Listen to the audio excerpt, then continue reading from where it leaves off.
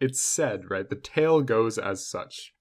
Galileo was sitting in church during Mass, and he was looking at a chandelier because he was bored. He looked up at the chandelier and it was swinging, okay? And as we all know, if you have some type of pendulum, you start it at some height. Over time, that height is going to, like that maximum height is going to decrease until it comes to rest, okay?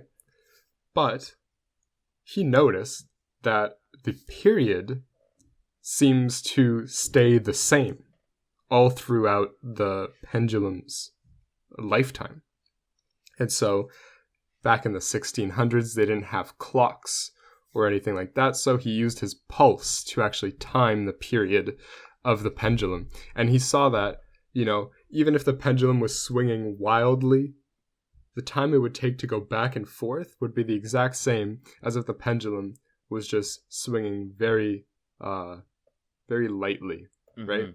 And, intuitively, if you were to ask like a non-physics student, non-math student, like, what would you expect? Well, they would say, okay, well, if this pendulum is swinging to a very high extent, it's moving very fast, and so the period will be short, and then, the period will be short, and then if it's moving slower, the period will be longer. But, if you model this mathematically, you'll actually find that the period of a swing only depends on the length of the pendulum, not on the mass, and also not on the starting height. And so you can actually interchange the masses, you can interchange the, like, how high you start the pendulum at, and the periods will actually stay the same as long as the length is the same. But do remember, like, the height... So that was kind of a... Sorry, but do remember, like, the height from, like, the surface of the Earth, it will change on it because it depends on G as well, right? Like, small G.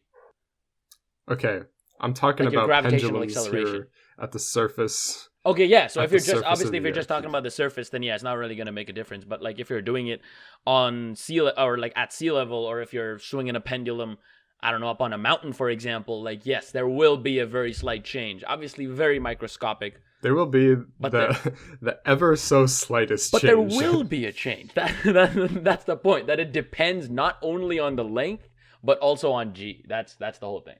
Mm-hmm. Right? And this idea will actually come up in an experiment that I have to explain later on. But yeah, this little pendulum pulse timing experiment is, he figured out a physical property about pendulums and their periods just by using his eyes and his pulse.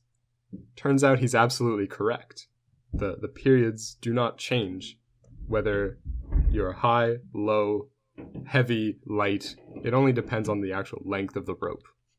Man, and the amazing thing about all of these things that we're going to be talking about today, because there are some really cool experiments that we're going to dive into, is that these guys are literally just people, just regular people, just had a thought in their head.